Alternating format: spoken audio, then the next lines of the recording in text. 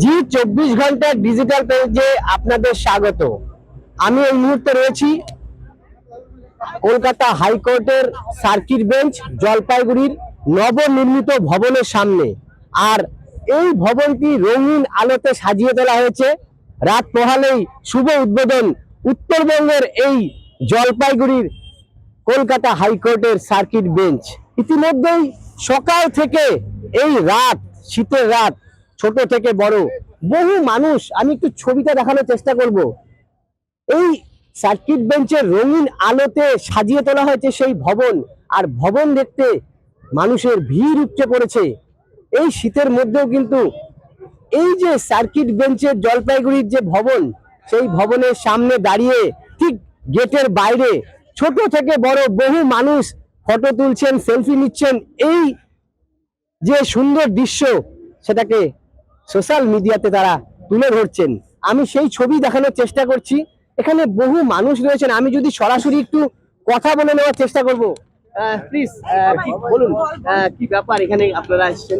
হ্যাঁ, উদ্বোধন হবে কালকে, তো দেখতে এলাম। আমাদের শহরে সিএম আসবেন, চিফ জাস্টিস আসবেন, তো ভালোই লাগছে বাইরে থেকে দেখতে। কি এটা কি সার্কিট বেঞ্চ, মানে কি বলে, সার্কিট বেঞ্চ। হ্যাঁ, তো এটা একটা মানে একটা সুন্দর, হ্যাঁ, ভালো, বেশ ভালো asset। বললাম কি বলবেন দাদা, আপনারা তো সার্কিট বেঞ্চের অনেক আকাঙ্ক্ষিত একটা, মানে আমাদের চিন্তা করা যায় যে এখানে জলপাইগুড়িতে হয়ে গেল একবারে। এটা আমাদের স্বপ্নটা বাস্তবে পরিণত হলো। এটা আমরা খুবই খুবই খুবই খুশি। জলপাইগুড়ি পুরসভা থেকেও জায়ান্ট স্ক্রিনের মধ্য দিয়ে মানুষজন যেন এই উদ্বোধন দেখতে পারেন, তার জন্য জলপাইগুড়ি শহরের বিভিন্ন মোড়ে মোড়ে এই জায়ান্ট স্ক্রিন লাগানো হবে। এবং পুরসভা ইতিমধ্যে মাইকিং করে সমস্ত মানুষজনকে জানিয়ে দিচ্ছেন যে এই সার্কিট বেঞ্চের শুভ উদ্বোধন তারা দেখতে পাবেন এলইডি স্ক্রিনের মধ্য দিয়েই। এবং বহু মানুষ এই সার্কিট বেঞ্চ উদ্বোধনের দিন কিন্তু ভিড় করবেন, তাদের আশা থাকবে যে এই উদ্বোধনটা তারা দেখবেন। কিন্তু যেহেতু সার্কিট বেঞ্চের ভেতরেই একটি মঞ্চ করা হচ্ছে, যেখানে যারা উদ্বোধনের বিভিন্ন দূর দূরান্ত থেকে আসবেন, প্রধান বিচারপতি থেকে শুরু করে মুখ্যমন্ত্রী মাননীয় মমতা বন্দ্যোপাধ্যায়, তিনিও কিন্তু আসার কথা রয়েছে এই সার্কিট বেঞ্চের উদ্বোধনের অনুষ্ঠানে। এই জলপাইগুড়িতে সকাল থেকে এখন এতটাই রাত, এই রাতেও কিন্তু মানুষের আবেগ, ভিড়, ছোট থেকে বড়। আমি একটু কথা বলবো। কি ভাই, কোথা থেকে এসেছেন, কি ব্যাপার? আমরা বাড়ি এখানে পাহাড়পুর। হাইকোর্ট উদ্বোধন হচ্ছে কালকে, দেখতে আসলাম। আমাদের জন্য এত বড় একটা খুশির খবর যে জলপাইগুড়িতে হাইকোর্ট উদ্বোধন হলো, কারণ সবাই ন্যায় এখান থেকেই পাবে। ছবি টবি তুলছেন? ছবি তুলছেন। দেখেন, আমি একটু দেখানোর চেষ্টা করবো। সবাই ছবি তুলতে ব্যস্ত।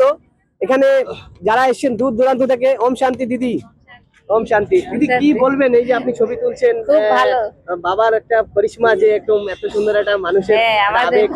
আমাদের এরিয়ায় শিলিগুড়িতে, জলপাইগুড়িতে খুব ভালো হয়েছে হাইকোর্ট হয়ে, হ্যাঁ না? এখানে একটা সঠিক ন্যায় পাবো আমরা সবাই, হ্যাঁ, জনতা। খুব ভালো। আমরা মানে এই আমাদের শহরের মধ্যে মানে খুব ভালো লাগছে। স্থায়ী ভবন হলো একদম, মানে স্থায়ী ভবন। কলকাতায় যেতে হবে না, না যেতে হবে না।